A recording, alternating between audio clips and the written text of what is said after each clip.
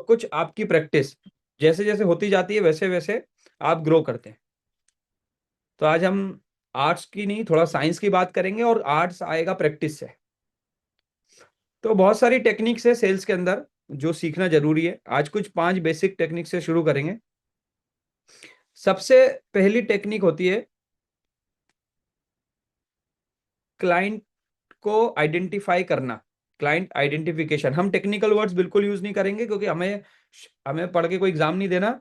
हमें बस बात समझ में आ जाए, हमारा वो मकसद है। तो क्लाइंट को पहचानना, क्लाइंट को आइडेंटिफाई करना, ये आज हम पहले समझेंगे कैसे करते हैं, क्या टेक्निक से किया जाता है। तो फर्स्ट बेसिक रूल, आप में से बहुत लोग इस बात को जानते हैं कि हर लीड, देखिए हमें लीड्स आती हैं, या हर प्रोस्पेक्ट जो हमें मार्केट में मिलता है, हर वो इंसान जो हमसे हमारे प्रोडक्ट के बारे में पूछ रहा है, वो हमारा प्रोस्पेक्ट या लीड होता है। राइट है। तो या तो हमें, आजकल डिजिटल जमाना है तो ऑनलाइन वे से लीड आती है, या कोई फिजिकल वे से, या अलग अलग तरीके से कोई प्रोस्पेक्ट हमें नजर आता है। तो पहला टेक्निक आज हम समझेंगे। पहला टेक्निक है राइट कस्टमर को आइडेंटिफाई करना। कस्टमर आइडेंटिफिकेशन कैसे होता है, क्या समझने से होता है, उनको हम समझेंगे। पहला टेक्निक पे आते हैं। तो सबसे जरूरी क्या है, जो ज्यादातर बेसिक लेवल पे जो लोग गलती करते हैं जब नई नई फर्स्ट टाइम वो सेल्स में आते हैं, नामिका जी या जिनका शुरू होगा, जो कुछ लोग एक्सपीरियंस्ड होंगे तो उनके लिए इजी होगा, लेकिन हम बेसिक से कर रहे हैं तो सभी के लिए हो रहा है। तो ज्यादातर लोग क्या सोचते हैं, जैसी मुझे कोई लीड आई, किसी ने मुझसे पूछा मेरे प्रोडक्ट के बारे में, मेरे काम के बारे में, मेरी कंपनी के बारे में, तो इसका मतलब वो मेरा क्लाइंट है। तो लोग एक राइट क्लाइंट में और एक लीड में डिफरेंस नहीं समझ पाते। वो हर आदमी को बराबर समय देने का प्रयास करते हैं।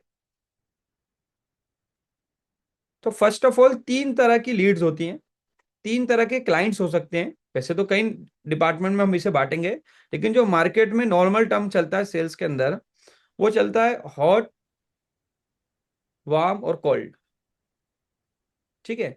3 तरह के में हम आइडेंटिफाई करते हैं नॉर्मली क्लाइंट्स को। या तो क्लाइंट हॉट हो सकता है, यानी कि बहुत एक्साइटेड हो सकता है, या क्लाइंट इच्छुक हो सकता है, इंटरेस्टेड हो सकता है जानने के लिए, अभी परचेस करने के लिए उतना अवेलेबल नहीं है, लेकिन जानने के लिए इच्छुक है, वार्म। और एक कोल्ड, कि ठीक है, कोई समझा देगा तो ठीक है, समझ लूंगा, कोई क्लियरिटी दे देगा तो ले लूंगा, अभी मेरा कोई इंटरेस्ट नहीं है, लेकिन कोई इंटरेस्ट पैदा कर देगा तो बात बन सकती है।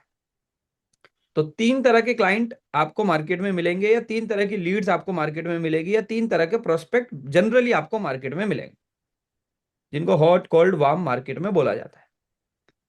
तो सबसे पहली टेक्निक या सबसे पहला स्किल जो आपके अंदर होनी चाहिए, क्लाइंट को आइडेंटिफाई करना। अगर आप अपने क्लाइंट को आइडेंटिफाई करने में ही कमजोर है, तो बाकी सेल्स तो आपकी होने ही नहीं।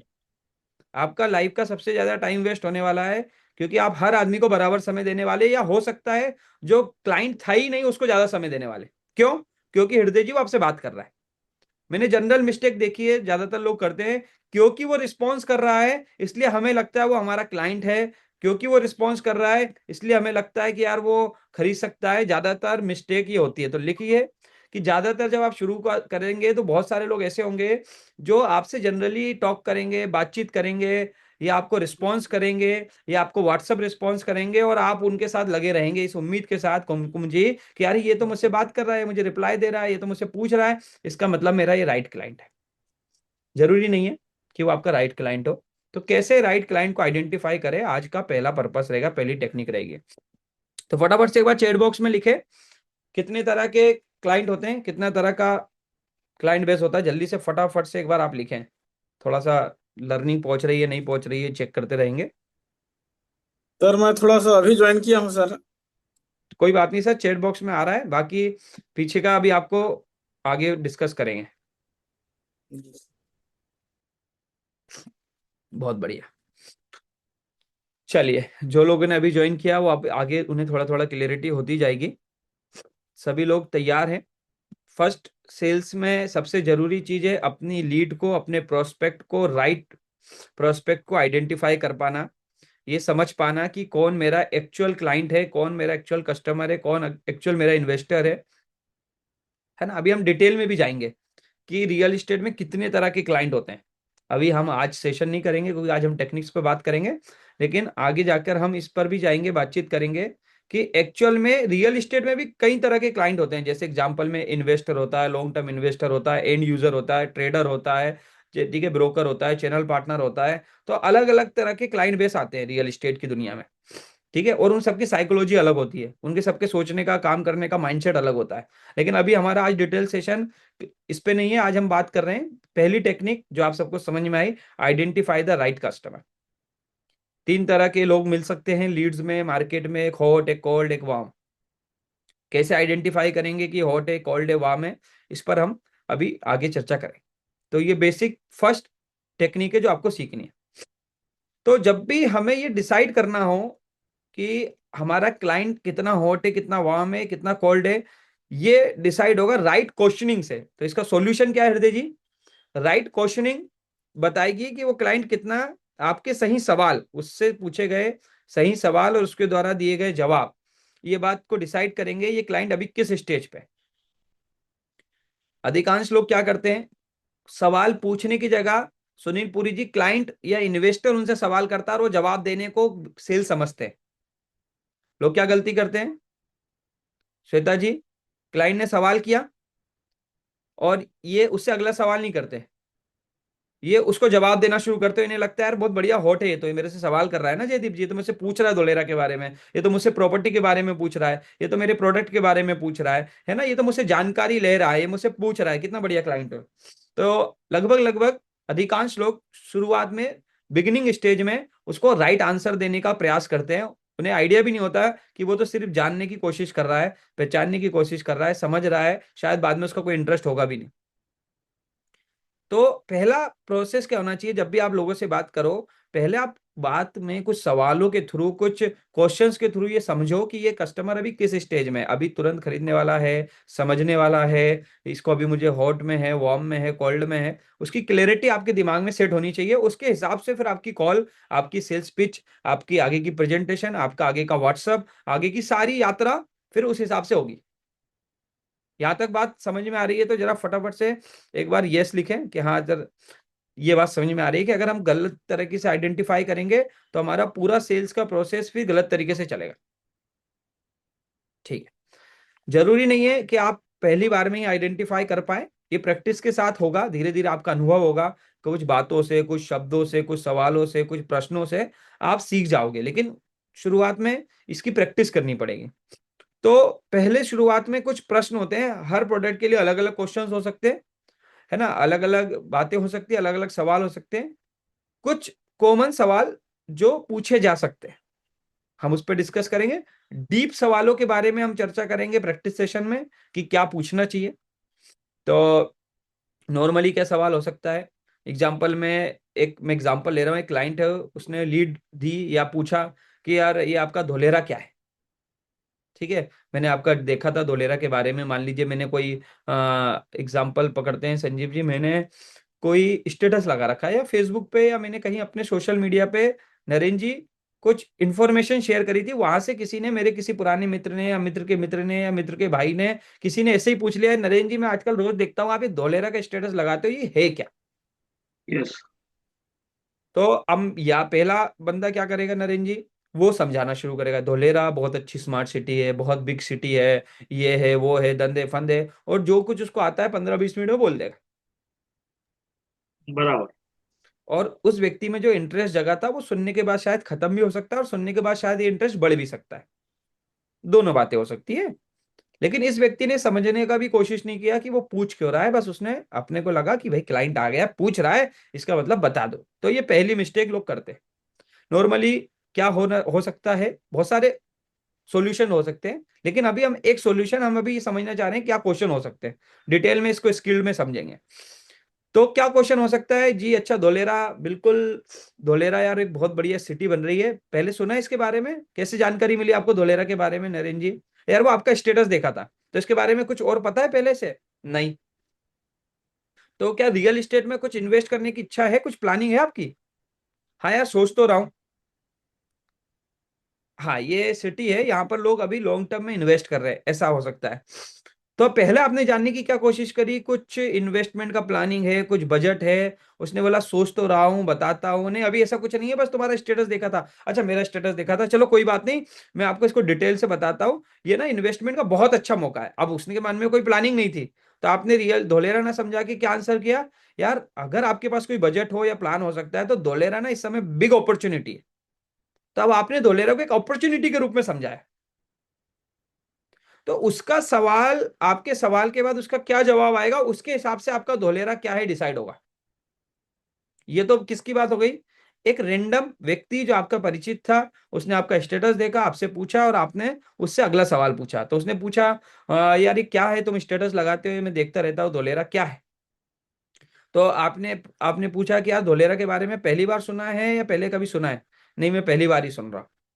यार ये एक इन्वेस्टमेंट की एक अपॉर्चुनिटी, एक शहर बन रहा है, उस तरह का आंसर आ सकता है ना। या फिर अगला आपका सवाल हो सकता है, यार अगर तुम्हारा कोई रियल एस्टेट में इन्वेस्टमेंट करने का कोई प्लानिंग है, कुछ बजट वगैरह है, कुछ सोच रहे हो कहीं रियल एस्टेट में कुछ इन्वेस्ट करके ग्रो करने का, तो वो यस बोलेगा, नो बोलेगा। आपके पास कुछ सवाल आ गए, ऐसे हम अलग अलग सवाल से प्रैक्टिस करेंगे।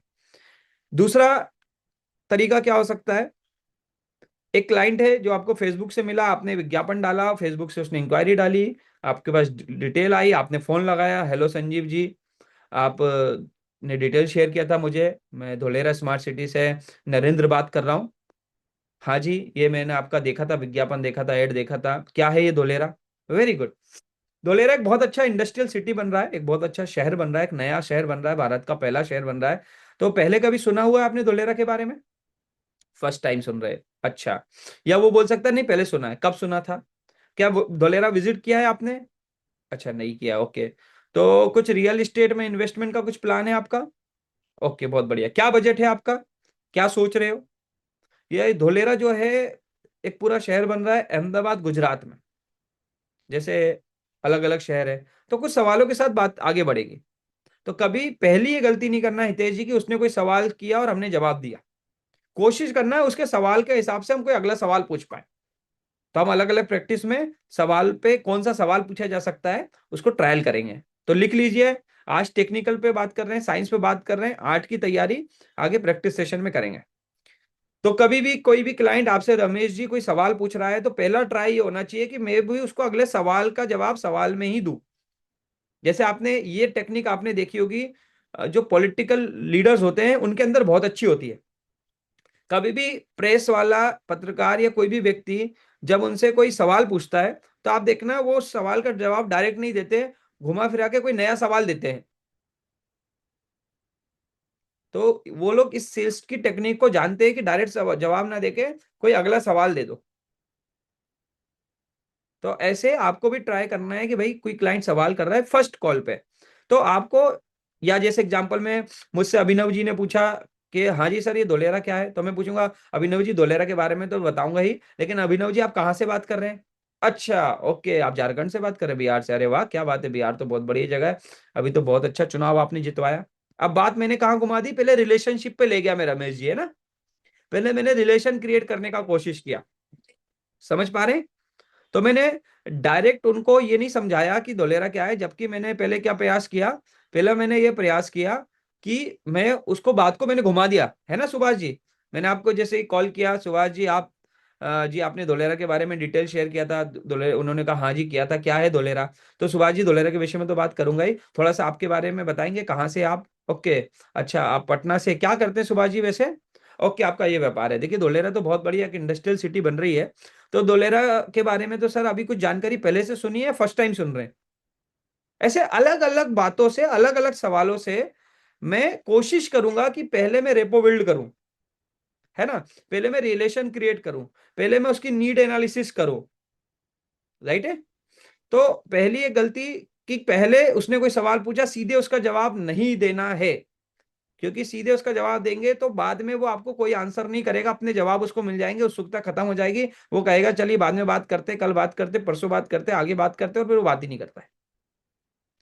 तो सवालों का जवाब देते देते कुछ सवाल पूछना सीखना है। तो लिखिए, कोई भी सवाल के साथ सवालों का जवाब देते देते नए सवाल पूछना, ये एक्चुअली राइट साइंस है सेल्स के अंदर काम करने का। नरेंद्र जी आपने देखा होगा, राइट सेल्समैन होता है, आप जाते हैं उससे पूछते हैं मान लीजिए आप एक शोरूम में गए, कार के शोरूम है तेज जी, आप वहाँ कार देखने गए और आपने बोला यार ये कार मैं लेना चाह रहा हूँ, इसका बुकिंग कितना टाइम में मिलेगा, ये कार ये नई गाड़ी आई है। तो एक आम सेल्समैन होगा, बोलेगा भाई साहब 6 महीने का बुकिंग है। वो बोलेगा ओके ठीक है भैया, मैं 6 महीने का बुकिंग, ओके ठीक है, तो मैं चलो बताता हूँ, चला गया वो। बढ़िया सेल्समैन होगा तो वो पूछेगा कि भैया इस गाड़ी का बुकिंग कितना टाइम है। तो सर बिल्कुल बैठिए ना, आप बात करते हैं, आप पानी वानी लेंगे, चाय लेंगे। अब वो बुकिंग के बारे में बात नहीं कर रहा है, सबसे पहले तो बिठा रहा है, चाय पानी बुला रहा है। सर वैसे तो इसको बुकिंग में ड्यूरेशन टाइम है, लेकिन अगर आप अपना इंटरेस्ट शो करें, कैसे लेना चाह रहे हैं, कौन सा कलर लेना चाह रहे हैं, वैसे आप, उसे पता है 6 महीने तक कोई सा कलर नहीं मिल रहा। लेकिन वैसे क्या कलर डिसाइड किया है? ओके, व्हाइट कलर डिसाइड किया है।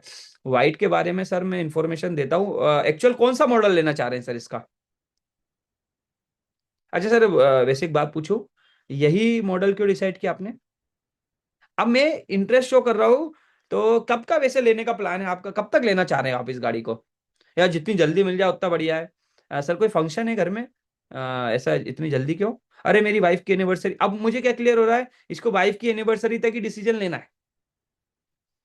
कोशिश कर रहा है भाई, और मुझे मालूम है मेरी जो गाड़ी है 6 महीने तक नहीं आने वाली इसकी। तो मैं क्या कोशिश कर रहा हूँ, अरे सर अगर वाइफ के लिए लेना चाह रहे हो तो सर ये क्यों, ये वाली गाड़ी के बारे में क्यों नहीं सोचा? अब मैं ट्राई कर रहा हूँ, हो सकता है वो बोलेगा नहीं मुझे तो यही चाहिए, 1.5 महीने में चाहिए। सर मिल तो सकती है, लेकिन शायद कुछ एक्स्ट्रा अमाउंट लगाना पड़ेगा। वैसे तो 6 महीने का इसका बुकिंग है, लेकिन ट्राई हो सकता है। एक आप समझ रहे हो ना सुनील जी, कार के एग्जाम्पल से समझ में आ रहा होगा कि एक बंदा क्या प्रयास करता है, ट्राई कर रहा है। एक नॉर्मल बंदा क्या करेगा, वो छोड़ देगा, जो सवाल बोलेगा उसका जवाब दे देगा, बंदा छूट जाएगा। राइट है? जी सर। जी सर। है ना? एग्जाम्पल देता हूं, अभी हमें कॉल समझ रहे थे, एक टीम के साथ, क्लाइंट के साथ बात हो रही थी। तो क्लाइंट था भुज का, उसने लीड डाली। अभी यहां पर आपको एग्जाम्पल में समझा रहा हूँ राइट सवाल पूछने का कैसे फायदा होता है, अगर आप राइट सवाल पूछते तो। क्लाइंट था, अब ये तो हमने कार के एग्जाम्पल से समझा, अब हितेश जी हम अपने धोलेरा के एग्जाम्पल से समझेंगे, प्रॉपर्टी के एग्जाम्पल से समझेंगे। राइट है? तो ये जी क्लाइंट सर। है, राहुल इनका नाम है। अब मैं राहुल बनूंगा और मैं कॉलिंग से आपको समझाने का कोशिश करूंगा कि कैसे आप घुमा सकते हो। तो हेलो राहुल जी, मैं अश्विनी बात कर रहा था धोलेरा स्मार्ट सिटी से, आपने अपना इंक्वायरी शेयर किया था। अच्छा हाँ धोलेरा, अरे जी मैं धोलेरा का यार मैंने थोड़ा पता किया, ये तो मेरे को उल्टा पड़ रहा है, मैं भुज साइड से हूँ। और ये धोलेरा तो उल्टा है, मैं सोच रहा हूँ भुज साइड कुछ मिल जाए। अब एक आम सेल्समैन क्या जवाब देगा? हाँ यार भुज साइड नहीं सर, ये तो धोलेरा भावनगर साइड है, अहमदाबाद से 100 किलोमीटर दूर। अरे नहीं नहीं नहीं, मुझे उधर नहीं लेना, मैं तो भुज साइड कुछ हो तो बताओ भुज में। बात खत्म हो गई। आम सेल्समैन क्या करेगा, हितेश जी नॉट इंटरेस्टेड लिख के बंद कर देगा, नॉट इंटरेस्टेड क्लाइंट, गलत क्लाइंट है। बिल्कुल सर। यही करेगा? बिल्कुल जी, यही होगा। यही होना चाहिए ना, ऐसे ही होना आम तो चाहिए। यही करेगा सर, बिल्कुल। ऐसे ही करेगा। थोड़ा स्मार्ट होगा तो ट्रायल कर सकता है। ट्राई क्या कर सकता है, अब इसी कॉल को दूसरे तरीके से सीखते हैं। ठीक है? ये थोड़ा सा प्रो है। एक बेसिक आदमी था जिसने बात उठाई, भुज साइड चाहिए, वहां चाहिए, यार बात खत्म हो गई। एक ने थोड़ा सा ट्राई मारा, अब ट्राई क्या हो सकता है वो समझिए नरेंद्र जी। फिर से कॉल करते हैं। हेलो राहुल जी, मैं धोलेरा स्मार्ट सिटी से अश्विनी बात कर रहा था, आपने अपना डिटेल शेयर किया था धोलेरा के लिए। हाँ ये धोलेरा, ये यार मैंने देखा, ये तो थोड़ा अहमदाबाद भावनगर साइड है, मैं तो भुज से बात कर रहा हूँ, भुज साइड से बात कर रहा हूँ। यार मैं तो कुछ इस तरफ देख रहा था। अच्छा अच्छा, चलिए राहुल जी कोई बात नहीं। तो वैसे क्या पर्पस था, आप खुद घर कुछ बनाना चाह रहे थे, अपने लिए लेना चाह रहे थे, कुछ इन्वेस्टमेंट पर्पस था आपका? नहीं मेरा इन्वेस्टमेंट पर्पस था, इन्वेस्टमेंट के लिए। तो यार सर इन्वेस्टमेंट के लिए तो धोलेरा बहुत अच्छी जगह है। अच्छा मुझे एक बात बताइए, सर आप राहुल जी आपने क्या बोलते हैं, अभी धोलेरा को डिटेल में समझा है इन्वेस्टमेंट के पर्पस से? नहीं नहीं मुझे उसका कुछ ज्यादा आइडिया नहीं है। अच्छा आपको मालूम है धोलेरा में क्या बन रहा है? नहीं मुझे इतना कुछ ज्यादा आइडिया नहीं है धोलेरा के बारे में। सर देखिए इन्वेस्टमेंट जहां आपको अच्छा लगे वहां करिए, भुज में करिए, लेकिन मेरा एक निवेदन है सर, है ना, 1 घंटे का, आधे घंटे का हम लोग एक डिजिटल सेशन कर सकते हैं, जहां मैं आपको ये क्लियरिटी जरूर दे सकता हूं कि Dholera as a investment purpose आपके क्या काम आ सकता है। फ्री सेशन है, अगर आपको समझ में आ जाएगा तो कुछ इन्वेस्टमेंट की बात करेंगे, नहीं तो कोई बात नहीं, भुज में इन्वेस्ट करिएगा। अच्छा फ्री सेशन है, तो आपको और क्लियरिटी नहीं है, तो सर ऐसा करते हैं, कब कर सकते हैं? यार संडे के दिन कर लें या कल कर लो, यार 6 बजे तक मैं बिजी रहता हूँ, 6 बजे के बाद कल कर लो। हाँ सर, आप आधा घंटा क्लियरिटी लेकर देखो, अगर कुछ समझ में आएगा तो आगे बात करेंगे। ठीक है। तो सर मैं एक आपका वर्चुअल सेशन कर देता हूं, जिसमें मैं आपको दोलेरा की क्लियरिटी दिलवाता हूं। आप डिटेल में समझिए दोलेरा के बारे में, क्या है, कैसे इन्वेस्ट कर सकते हैं, मिनिमम बजट में आज इन्वेस्ट किया जा सकता है। अगर समझ में आएगा तो अच्छी बात है। अभी तो लोग दिल्ली, मुंबई से, गुजरात के बाहर से भी लोग इन्वेस्ट कर रहे हैं। तो समझिए, समझने में तो सर कोई चैलेंज है नहीं। दो बातें हो गई। अब चांस है कि वो जूम मीटिंग करेगा, चांस है नहीं करेगा, लेकिन एक चांस, परसेंटेज ऑफ चांस बन गया। हो सकता है जूम मीटिंग में हम उसे थोड़ी और क्लियरिटी दे, वाई धोलेरा, क्यों इन्वेस्ट करना चाहिए, क्या फायदे हैं, क्या नुकसान है, हम और क्लियरिटी दे। लेकिन उस नोट इंटरेस्टेड लिखने से तो बेहतर हुआ ना। जी sir. Yes normally, sir, yes sir. है ना, तो बिल्कुल ट्राई नहीं करता है आम आदमी या बेसिक आदमी। तो आपको ये सीखना है कि आपको थोड़ा प्रो एक्टिव बनना है। ये हमने कुछ क्वेश्चन से हुआ। ये क्यों हुआ?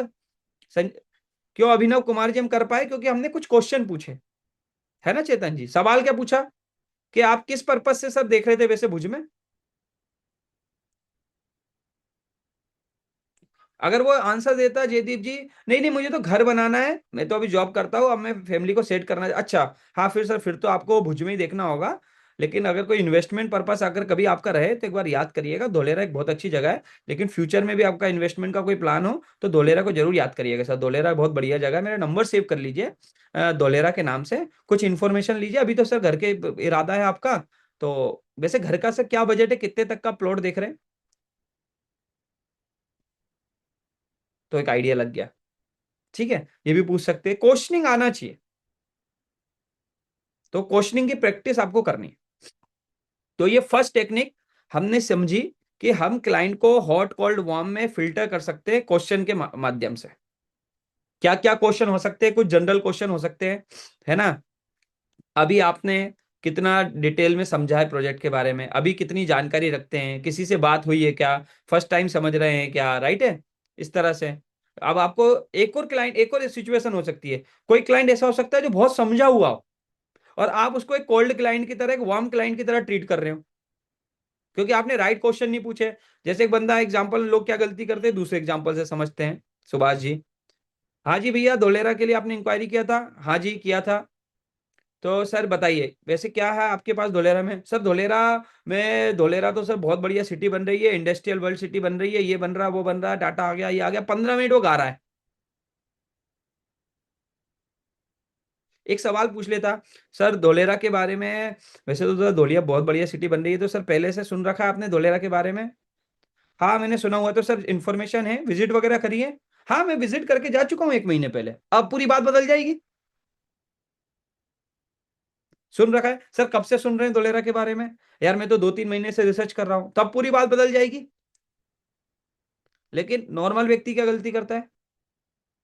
उसने सवाल किया, आपके पास धोलेरा में क्या है सर, मेरे आपका बजट क्या है? मेरा बजट 20 लाख। सर मेरे पास 20 लाख में कासिंद्रा में ये प्रोजेक्ट है, अलाना प्रोजेक्ट है, ढिकाना प्रोजेक्ट है। पहली 30-40-50 सेकंड में वो बेचने पे ही आ गया। ना उसका गांव मोहल्ला पूछा, ना उसके बारे में क्लियरिटी ली, बस उसने एक सवाल दिया रमेश जी को कि सर आपके पास क्या है धोलेरा में? सर हमारे यहाँ कासिंद्रा में एक बहुत बढ़िया प्रोजेक्ट है, इतना गज का है, इतना ये है, इतना वो है। देखना, आप नॉर्मल आदमी यही करता है।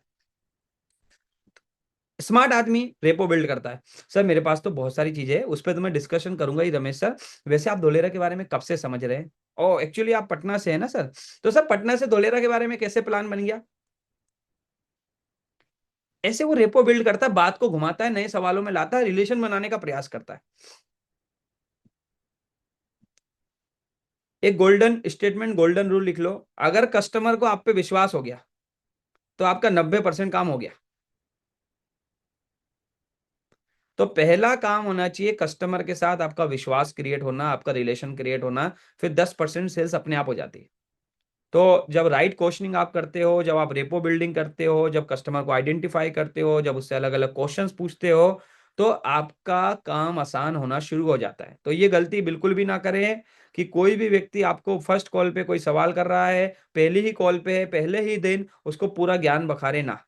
थोड़ा थोड़ा ज्ञान दे, थोड़े थोड़े सवाल पूछे, रिलेशन बनाने की कोशिश करें, उसको समझने की कोशिश करें, उससे अलग से एक्स्ट्रा टाइम ले, क्योंकि जरूरी नहीं है जब आपने उसे कॉल किया तब वो उतना फ्री हो।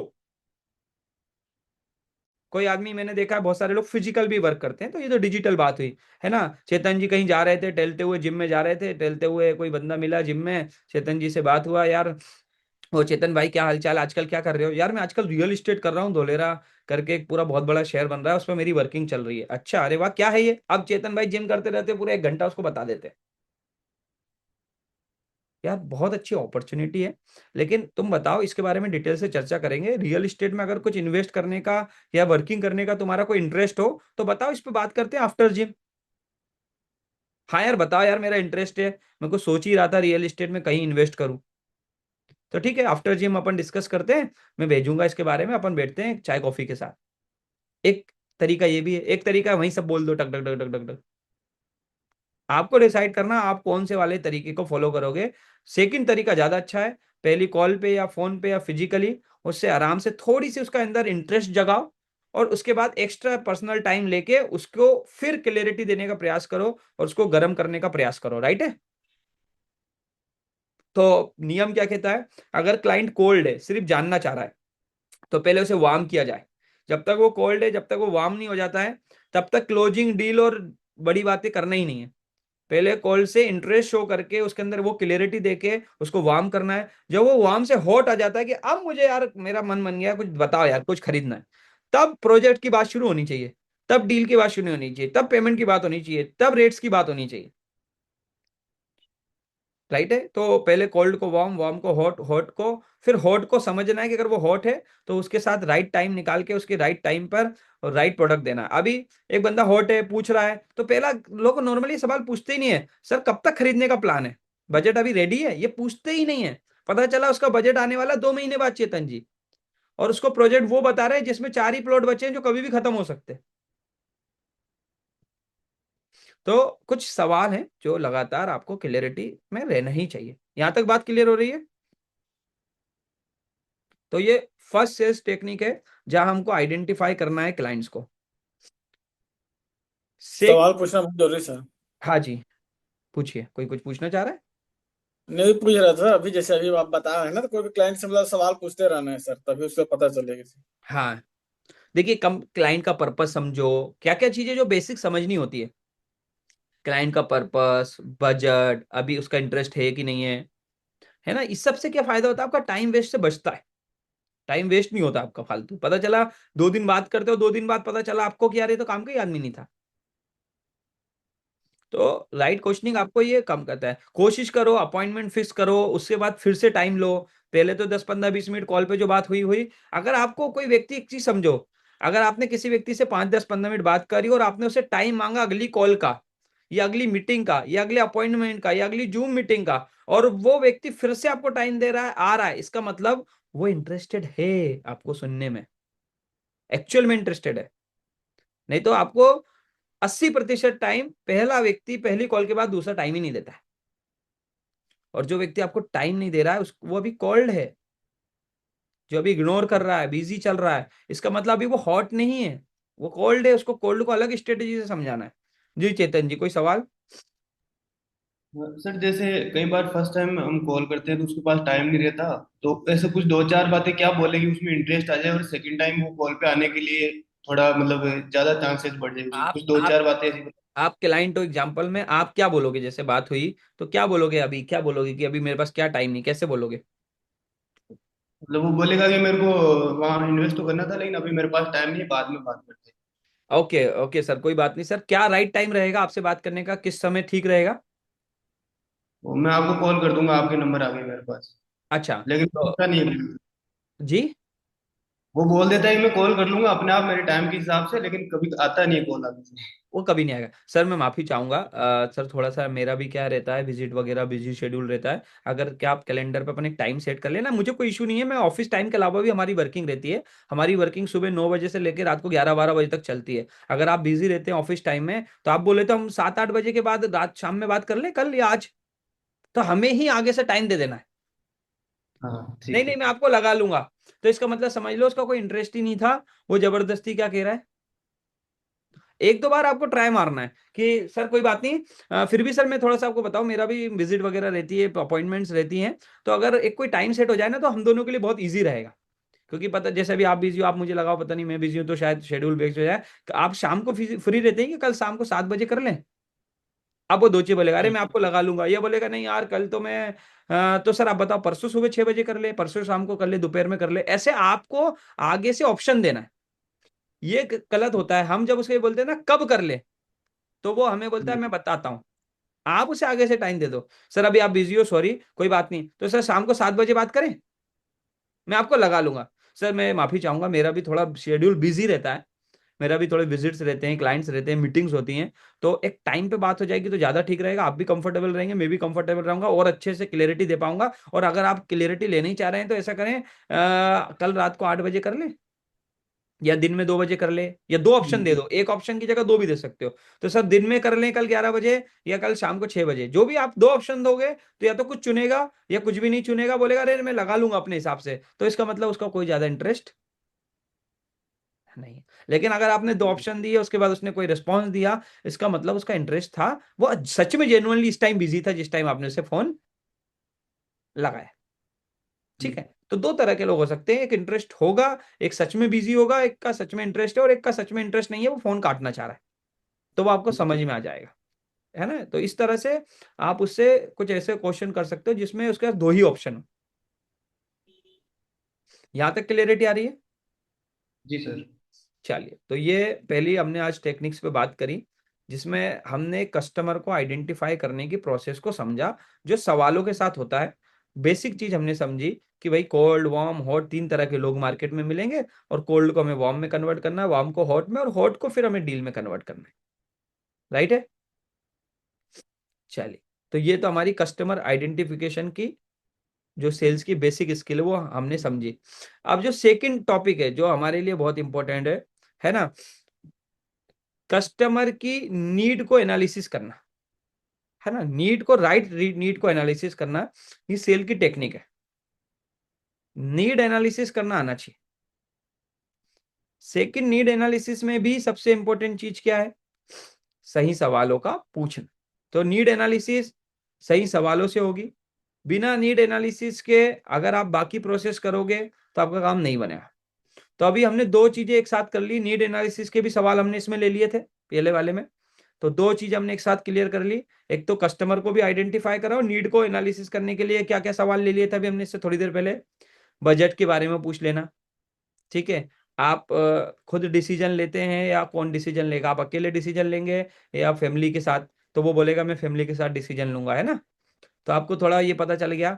तो एक टेक्निक है, इसको सिंपल भाषा में आप में से बहुत लोगों ने सुना होगा, नीड एनालिसिस करने के लिए एक टेक्निक बहुत सेल्स में कॉमन है, और वैसे तो बहुत सारी टेक्निक है, ये नॉर्मल टेक्निक है, कॉमन है, आप में से कई लोगों को मालूम होगी, कई लोग आज पहली बार सुनेंगे। Bend technique, BANT। ठीक है, तो ये बेंड टेक्निक से आप उसकी नीड को एनालिसिस कर सकते हो, उसके इंटरेस्ट को एनालिसिस कर सकते हो। BANT क्या होता है? B for budget, B for budget. BANT technique में क्या होता है, सबसे पहले आपको ये देखना होता है कि मैं जिस क्लाइंट से बात कर रहा हूँ ये एक्चुअल में क्या पेइंग कस्टमर है। हमारे प्रोडक्ट में क्या होता है कि हमारे पास रेंज ऑफ प्रोडक्ट्स होते हैं, तो हम बजट एक आइडिया लगा के जान सकते हैं कि हमें इसे किस प्रोडक्ट की तरफ ले जाना है। राइट है ना। तो बेंट में बी में आ जाता है उसका बजट, ठीक है। ए से आता है अथॉरिटी, कि मैं जिस व्यक्ति से बात कर रहा हूं एक्चुअल में डिसीजन मेकर यही व्यक्ति है या ये इंफॉर्मेशन ले रहा है। जैसे कभी बच्चा इंफॉर्मेशन ले सकता है, बड़े भाई डिसीजन लेंगे। कभी ऐसा हो सकता है कि दो लोग बात कर रहे हैं, हस्बैंड वाइफ मिलकर डिसीजन लेते हैं। कभी हो सकता है वाइफ ने इंक्वायरी कर रखी है, वो समझ रही है, समझ में आएगा तो हस्बैंड को बताएगी, हस्बैंड डिसीजन लेगा, है ना। तो डिसीजन मेकर कोई और भी हो सकता है। तो कोशिश करना है बातों में ये जानने की, सवालों के साथ, कि ये एक्चुअल में अथॉरिटी रखते हैं कि नहीं डिसीजन लेने की। तीसरा, एन फॉर नीड, कि एक्चुअल में अभी इनको नीड कितनी है, इनका बजट एक्चुअल में रेडी है, नीड है, अभी सोच रहे हैं, विचार कर रहे हैं, भविष्य में लेंगे। तो कुछ सवालों से पता चलेगा नीड के बारे में। बेसिकली अगर आपके पास सोशल मीडिया से लीड आ रही है, बजट बता रहा है, अथॉरिटी बता रहा है, तो एक सिंपल सी बात है, नीड है। ठीक है, ये किन के केस में आता है नीड के बारे में? जो कॉल्ड कॉलिंग आप कर रहे हो, तो वहां थोड़ा पूछना पड़ता है, सर आपका कुछ इंटरेस्ट है क्या धोलेरा को लेकर या रियल एस्टेट में इन्वेस्टमेंट को लेकर, क्या आप कुछ सर्च कर रहे हैं सर लॉन्ग टर्म में, कुछ लॉन्ग टर्म इन्वेस्टमेंट को लेकर आपकी कुछ प्लानिंग है क्या। ये एन जो वर्ड है ये खासकर कोल्ड डाटा पे फोकस रहता है, जब वहां ये पूछना पड़ता है कि ये कोल्ड बंदे के पास नीड होगी तो मैं बजट और अथॉरिटी के बारे में पूछूंगा।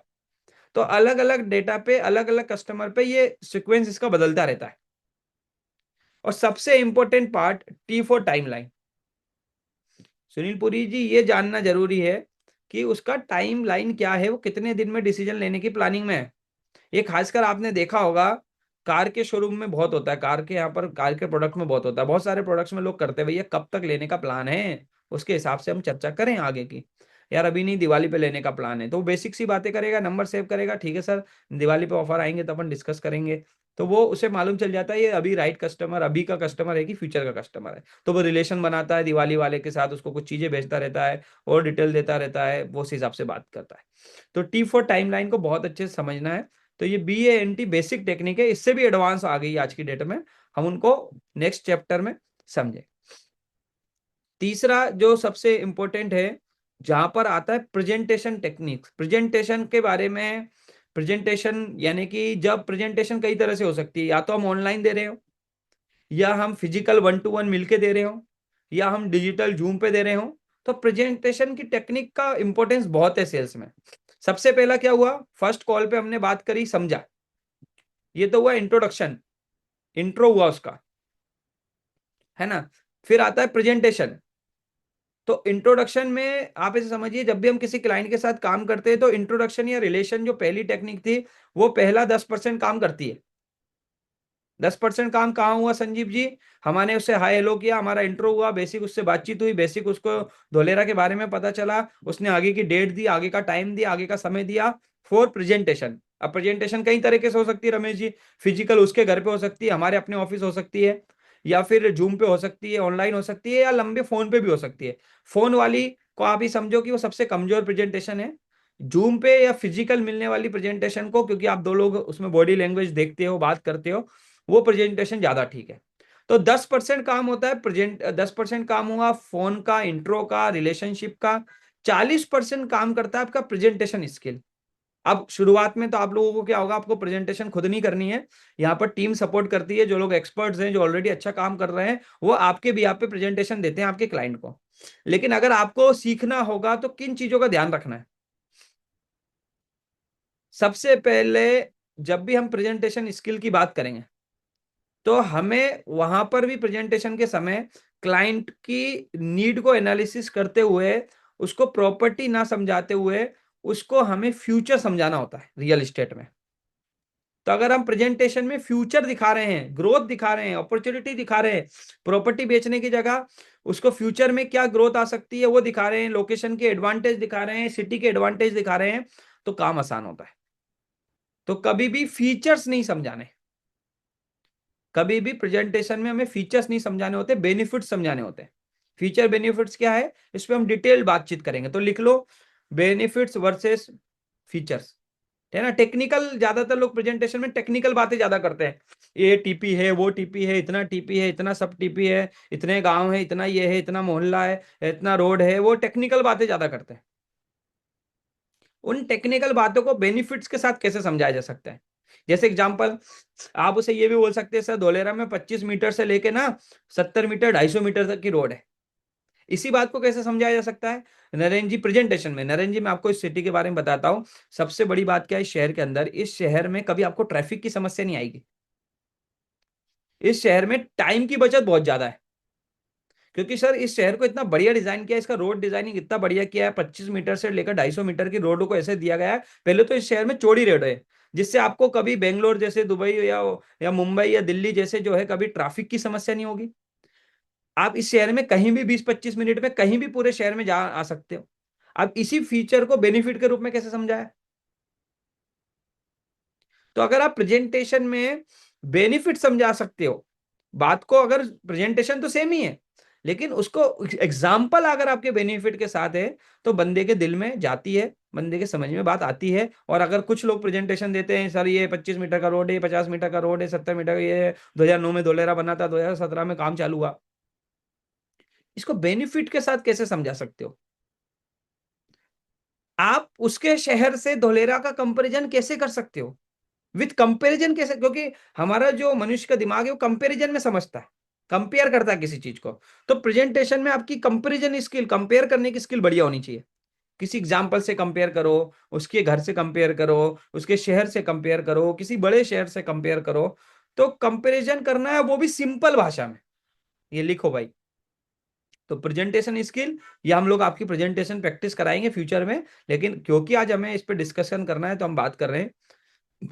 प्रेजेंटेशन बहुत सिंपल भाषा में होना चाहिए, उसकी भाषा में होनी चाहिए। जैसे मैंने बहुत सारे लोगों को देखा है, वो लोग गलती क्या करते हैं, फर्स्ट कॉल पे या प्रेजेंटेशन में ही, सर ये हमारी जमीन जो है ना 4B2 में। अरे भाई वो पहली बार बात कर रहा है, वो तो जानता भी नहीं 4B2 होता क्या है।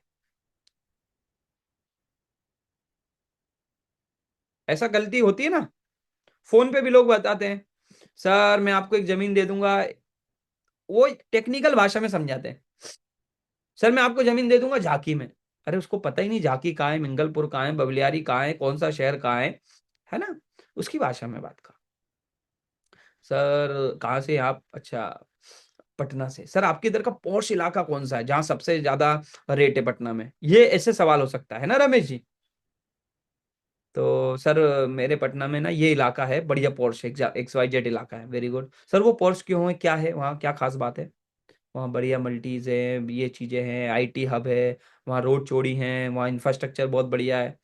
सर ऐसे ही एक लोकेशन धोलेरा में, जिसको हम लोग बोलते हैं झांकी, है ना, हमारे यहाँ से बोलते हैं 4B2 झांकी। ऐसी ही एक लोग, सर वैसे आपके इधर पटना में भी क्या रेट होगा इस लोकेशन पे, पॉश लोकेशन पे? तो आज की डेट में तो यार वो स्क्वायर फीट में वहाँ 25,000 रुपये स्क्वायर फीट का रेट है, 20,000 स्क्वायर फीट का रेट है। अच्छा अब जैसे उसकी भाषा में समझा, गज में, वो अब वो कौन सी भाषा में बोल रहा है रमेश जी? 20,000 स्क्वायर फीट, अब स्क्वायर फीट में बोल रहा है, एग्जाम्पल समझो, कुंठा में भी बोल सकता है। तो आपको कुंठा नहीं आता तो आप पूछ सकते हो ये कितना स्क्वायर फीट होता है, ये कितना गज होता है, तो उससे के साथ बातचीत में कंपैरिजन करके फिर उसकी भाषा में समझाओगे, आपका प्रेजेंटेशन बहुत बढ़िया जाएगा, आप उसे कनेक्ट कर पाओगे दिल में। तो इन चीजों का आपको ध्यान रखना है। एग्जाम्पल अब इसको आगे लेके चलते हैं। तो रमेश जी ने कहा कि यार 20-25 हजार रुपए स्क्वायर फीट चल रहा है। तो रमेश जी उस शहर में जब आज से कितने समय पहले, ये 10-15 साल पहले क्या रेट थे? तब सस्ता था, 5,000 था, 7,000 रुपये स्क्वायर फीट था। सर अगर मैं ये बोलूं कि उसी इलाके में आपको 500 रुपये या 1,000 रुपये स्क्वायर फीट में लैंड मिल जाती, और 10 साल बाद आपको पता होता कि ये 25,000 रुपये स्क्वायर फीट है, तो कितना लैंड आज के बजट में आप ले लेते वहां? अगर आपको पता चल जाए पटना में ऐसी कोई लोकेशन है, वो बोलेगा मैं इतनी ले लेता, XYZ ले लेता। तो सर ये मैं जो धोलेरा में बात कर रहा हूँ ना, ये आने वाले 10 साल बाद, 12 साल बाद, 15 साल बाद, 8 साल बाद ऐसा ही एरिया बनने जा रहा है। लगभग लगभग, वैसे तो इससे भी ज्यादा जाएगा क्योंकि ये इंटरनेशनल सिटी है, फिर भी मैं पटना के कंपैरिजन में आपको बता रहा हूँ कि आज की डेट में 800 रुपये स्क्वायर फीट मिल रहा है, ये कम से कम 20,000 रुपये स्क्वायर फीट तो जाने ही वाला। अब उसकी भाषा में समझाया। प्रेजेंटेशन तो ऐसे भी हो सकती थी, सर हमारे यहाँ जो रेट है ये अभी बहुत सस्ता है, 800 रुपये स्क्वायर फीट है, ये 8,000 रुपये जाएगा।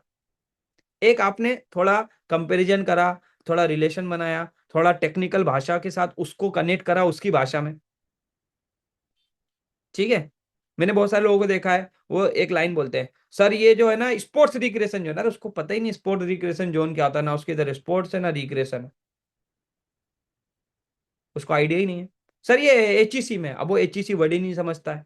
तो हमें कभी भी हम सेल्स करते हैं, कॉमन लैंग्वेज, उस आम आदमी के हिसाब की लैंग्वेज का उपयोग। तो यहाँ लिखो, प्रेजेंटेशन के समय या कॉलिंग के समय हम किन भाषा, किन शब्दावली का उपयोग कर रहे हैं, वो हमारी सेल्स को, हमारे बिजनेस को और हमारी फ्यूचर कैपेबिलिटी को बढ़ाता है।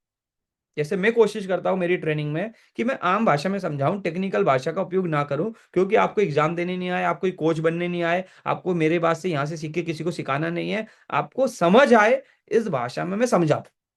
इसी तरह आप और आसान भाषा में क्लाइंट को, क्योंकि आप तो मेच्योर हो, क्लाइंट तो कम मेच्योर होता है, तो उसको उसकी भाषा में समझा पाओ, इस तरह की शब्दावली का उपयोग करना है। ठीक है। तो प्रेजेंटेशन स्किल में कभी भी हमें फीचर्स पे फोकस नहीं करना चाहिए, बेनिफिट्स पे फोकस करना चाहिए। हमें हमेशा लोकेशन की एडवांटेज कंपेयर करके उसके शहर में, उसके एरिया में कंपेयर करके समझाना चाहिए। और हमें थोड़े इमोशनल लॉजिक देने चाहिए। जैसे सर लोग ट्रैफिक की समस्या से बहुत परेशान रहते हैं, सब पॉल्यूशन, इमोशनल कनेक्ट करना है। सर नॉर्मली क्या होता है, बड़े शहरों में अपॉर्चुनिटीज ज़्यादा होती है, मैं देख रहा हूँ अगले 10-15 साल में अपॉर्चुनिटीज ज़्यादा होगी। आपको समझ में आ गया, उससे बात करके रिलेशन बना के कि वो फ्यूचर के लिए ले रहा है, तो इमोशनली सर यहाँ पर आज एक प्लॉट डाल लो सर, फ्यूचर में यहाँ बहुत स्कोप है, आप इसमें कोई बिजनेस रन कर सकते हो, बच्चे यहाँ पर आकर कोई बिजनेस। अब आप इमोशनल लॉजिक दे रहे हो, तो इमोशन प्लस लॉजिक का कॉम्बिनेशन जब आप प्रेजेंटेशन में देते हो तो काम बनता है। तो ये मैंने कुछ टेक्निकल, कुछ छोटी एग्जांपल में बताया, आज हम चीजें समझ रहे हैं। तो अब तक कितने टॉपिक्स आपने लिखे, जरा एक बार चैट बॉक्स पे रिप्लाई करें, कितनी टेक्निक्स आपने लिख ली, जरा मैं देखूं कहीं ऐसा तो नहीं वन वे कम्युनिकेशन चल रहा है। क्या क्या लिखा है, जरा फटाफट से एक बार रिप्लाई करें, किस किस ने लिखा है, जरा पता भी तो चलेगा कि कितने लोग सुन रहे हैं। 61 लर्नर स्टूडेंट्स हमारे साथ है। 4 टेक्निक लिखी है, क्या नाम है 4 टेक्निक का जो हमने अब तक डिस्कस करी? 4 बातें, किसी ने कुछ 8 बातें लिखी है, किसी ने बेंट लिखा है, और क्या लिखा है, जरा एक एक एक 2-2 लाइन में, एक एक 2-2 शब्दों में जरा फटाफट से बताएं। लिखते जाइए फटाफट से, बहुत स्लो आ रहा है। नीड एनालिसिस, ठीक है, किसी को नीड एनालिसिस समझे? First client identification, need analysis, presentation technique, ठीक है, 3 बातें समझ में आई है। और identify the right investor, relation customer के साथ, okay. Identify to client, okay, कैसे आइडेंटिफाई करना है, हॉट कोल्ड वार्म, इस पे बात हुई थी। नीड एनालिसिस, गोल्डन रूल था, क्या गोल्डन रूल था? देखो अभी मुझे ऐसा लग रहा है बाकी लोग सिर्फ सुनने आए, 2 तरह के लोग आए थे, कुछ सीखने कुछ सुनने। तो सीखने वाले लिख रहे हैं, सुनने वाले सुन ही रहे हैं। Customer identification, need analysis, Ben technique, ठीक है, अपने शब्दों को सिंपल रखना है, वेरी गुड। प्रेजेंटेशन, ठीक है, कस्टमर के साथ रिलेशन बनाना, ये बहुत बढ़िया। सुनील पुरी जी ने सही बात करी, जिसपे हमने बहुत लंबी बात करी थी, राइट क्वेश्चनिंग, सवाल पूछना, राइट क्वेश्चनिंग, है ना, वो हमने बहुत इंपॉर्टेंट चर्चा थी, जो बाकी सब टेक्निक में बार बार काम आती है। आइडेंटिफाई करना, नीड एनालिसिस करना, प्रेजेंटेशन में राइट वर्ड्स का उपयोग करना, इमोशनल लॉजिक लगाना, सही क्वेश्चन का पूछना, ठीक है, टाइम देना उसको, ठीक है,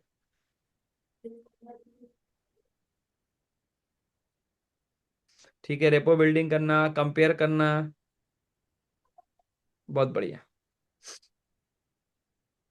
बहुत जबरदस्त।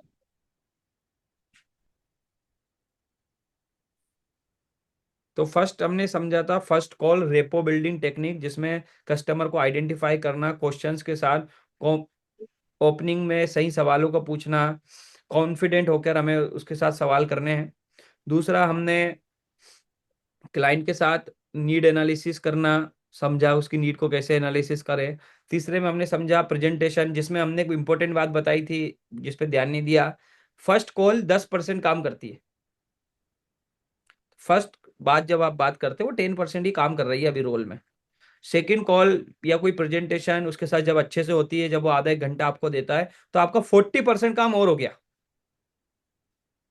तो 10% काम करती है आपकी फर्स्ट कॉल, 40% काम करती है उसके साथ आपकी एक थोड़ी लंबी प्रेजेंटेशन, जूम मीटिंग हो सकती है, फिजिकल मीटिंग हो सकती है, अभी भी 100% काम नहीं हुआ है। बाकी 50% काम होता है राइट टाइम पे, राइट फॉलोअप टेक्निक। तो follow up, objection handling and closing technique, जो बहुत इंपॉर्टेंट है, ठीक है, इसको डिटेल में हम चर्चा करेंगे, क्योंकि अभी 53 मिनट्स लगभग लगभग हम लोगों ने आपके साथ साझा कर लिया है, तो लेट नाइट होगा। इस पे हम बात करेंगे ऑब्जेक्शन हैंडलिंग पे, किस समय किन ऑब्जेक्शंस पे बात करनी है। तो ऑब्जेक्शन हैंडलिंग कैसे होगी, क्या ऑब्जेक्शंस आते हैं लोगों के, कैसे उन्हें हैंडल किया जाता है, किस कॉन्फिडेंस के साथ किया जाता है, उस पर बात करेंगे। कुछ बेसिक चीजें आज जो हमने समझी, अभी इस ऑब्जेक्शन हैंडलिंग के अलावा लीड जनरेशन टेक्निक भी होती है। तो लीड कैसे जनरेट करना है, लीड जनरेशन टेक्निक कैसे काम करती है, लीड कैसे आएगी, क्लाइंट कैसे आएगा, है ना, वो टेक्निक्स भी हम सीखेंगे। तो फॉलोअप और लीड जनरेशन ये हम नेक्स्ट सेशन में रखेंगे। आज आपको जो बेसिक चीजें समझाई गई, क्लाइंट से सही सवालों को पूछना आपको सीखना है, जो इसका एक सार अगर आप लेके जाओ तो सही सवालों के साथ रिलेशन कनेक्ट करना है, सही सवाल पूछ के ये क्लियरिटी लेना है कि मेरा राइट कस्टमर कौन है, और राइट कस्टमर पे ही राइट टाइम लगाना है। इसके अलावा एक हम कंटेंट मार्केटिंग, आजकल क्योंकि ज़माना डिजिटल हो गया है, तो अब कंटेंट मार्केटिंग का ज़माना आ गया है ना। कंटेंट मार्केटिंग की भी टेक्निक आ गई है, जहाँ कस्टमाइज कंटेंट भेजना होता है। लोग बेसिक सेम कंटेंट भेजते हैं लोगों को, एक जैसा कंटेंट, एक जैसा व्हाट्सअप, एक जैसा करते हैं। तो हम आगे कस्टमाइज कंटेंट कैसे भेजा जा सकता है वो सीखते हैं। एक चीज और हम आगे सीखने वाले हैं, एक होती है सेल्स स्किल जो आपकी काम करेगी, और एक होता है सेल्स का फनल प्रोसेस। तो सेल्स की स्किल आपकी एक लिमिटेशन तक काम करती है। अगर आप सेल्स का प्रोसेस या सेल्स का फनल बनाना सीख गए तो आप लॉन्ग टर्म तक काम कर पाते हैं। तो हम किसी दिन इस पे भी बात करेंगे, sales skill versus sales funnel का प्रोसेस बनाना। तो अगर आप सेल्स का सिस्टम बनाएंगे, प्रोसेस बनाएंगे, जैसे हम लोगों ने आपके लिए प्रोसेस बना रखा है कि प्रेजेंटेशन का डिपार्टमेंट अलग है जो प्रेजेंटेशन करता है। प्रोसेस क्या हो सकती है, प्रोसेस का पार्ट क्या होता है? कुछ लोग सेल्स डायरेक्ट करने की कोशिश करते हैं, अपनी स्किल का उपयोग करके पहली कॉल पे समझाएंगे, खुद ही उसे बताएंगे, है ना, उसे वहीं फोन पे प्रेजेंटेशन दे देंगे, सब कुछ फोन पे बता देंगे, रेट भी फोन पे बता देंगे। वो अपनी सेल्स स्किल के दम पे क्लोजिंग करने की कोशिश करते हैं, कभी हो भी जाती है, कभी नहीं भी होती है। लेकिन अगर आप एक सेल्स के प्रोसेस को सीख जाए, एक सेल्स के फनल को सीख जाए, और अपने साथ एक इकोसिस्टम का उपयोग करके बिजनेस करेंगे, तो आपका बिजनेस आने के चांसेस बहुत ज्यादा हो जाते हैं। सेल्स फनल में हम लोग क्या सिखाते हैं? First call, WhatsApp marketing, WhatsApp nurturing, ये फनल का पार्ट है। Zoom presentation, office meeting funnel का पार्ट है ना। थर्ड थर्ड पार्टी अप्रोच, तीसरे आदमी से मिलवाना, क्योंकि कभी कभी आप क्लाइंट से फर्स्ट टाइम आप ही बात कर रहे हो, वो आपको हल्के में लेता है कि शायद मेरी किसी टेलीकॉलर से बात हो रही है, जॉब वाले से बात हो रही है, तो या कोई ऐसा व्यक्ति है जो फर्स्ट टाइम बात कर रहा है, तो मेरे को कोई सीनियर आदमी से बात कराओ, तो थर्ड पार्टी अप्रोच। ठीक है, तो अलग अलग स्टेप्स होती हैं। तो आपको प्रोसेस बनाना सीखना है। अब वो जमाना गया, आज से 10 साल पहले, 15 साल पहले, जब टेक्नोलॉजी नहीं थी, तो सेल्स स्किल ज्यादा काम करती थी। जो आदमी सेल्स में महारथी होता था वो ज्यादा माल बेच के आता था मार्केट में, राइट है। अब ज्यादा माल कौन बेचता है? जो सेल्स की प्रोसेस को बिल्ड करता है तेजी, स्टेप बाय स्टेप प्रोसेस में। तो आपको सेल्स स्किल तो चाहिए एक लेवल पे, लेकिन सेल्स प्रोसेस बिल्ड करना आपको सीखना है, जो यहाँ आपको मिलेगी, आप देखोगे धीरे धीरे आपको भी सिखाई जाएगी, फिर आप अपने कोई भी प्रोडक्ट में आप उसे बिल्ड करोगे। तो ये हमारे नेक्स्ट पार्ट्स रहेंगे ट्रेनिंग के। आज हमने बेसिक सेल्स टेक्निक्स को समझा, 3 हम समझ पाए, 2 मिस कर गए, उनको हम समझेंगे। 5 मैंने आपको बता दी। लीड जनरेशन टेक्निक होती है, कस्टमर आइडेंटिफिकेशन टेक्निक होती है, नीड एनालिसिस टेक्निक होती है, first call and rapport building technique होती है, प्रेजेंटेशन और साइड विजिट टेक्निक होती है, और ऑब्जेक्शन हैंडलिंग और क्लोजिंग टेक्निक होती है। कुछ आज डिस्कशन हुआ, इसकी डिटेल प्रैक्टिस आगे हम करने वाले हैं। अगर 2-5 मिनट हम कोई क्वेश्चन आपका इस टॉपिक पर है, जो भी टॉपिक चल रहा है, आपके पास कोई सवाल है, तो आप ले सकते हैं इसी टॉपिक के आसपास का, तो हम उस पर थोड़ी बहुत क्लियरिटी देंगे। 2-5-10 मिनट जिनको भी कोई सवाल है तो हैंड रेज कर सकते हैं।